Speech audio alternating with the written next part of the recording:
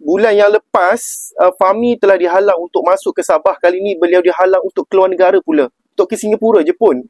Dan semua ini berlaku selepas beliau melukis karikatur kritik pelantikan TYT Musa Aman dan kepimpinan Kerajaan Madani itu sendiri. Adakah ini satu kebetulan atau memang suara mengkritik sedang disenyapkan secara perlahan-lahan? Inilah persoalan yang patut kita semua tanya. Kalau seorang artis boleh disekat sebegini hanya kerana lukisan beliau, bagaimana pula dengan rakyat biasa macam kita kalau nak bersuara? Kerajaan Madani selalu laungkan kononnya meraihkan perbezaan pandangan, kononnya. Tapi tindakan seperti ini menunjukkan sebaliknya. Kita tak perlukan kerajaan yang hanya mahu dengar pujian sahaja.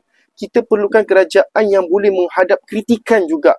Kerajaan yang matang, yang bukan mudah tersinggung. Kerajaan yang telus, bukannya berdolak-dalik. Apa yang berlaku kepada Fahmi Reza hari ini bukan sekadar isu peribadi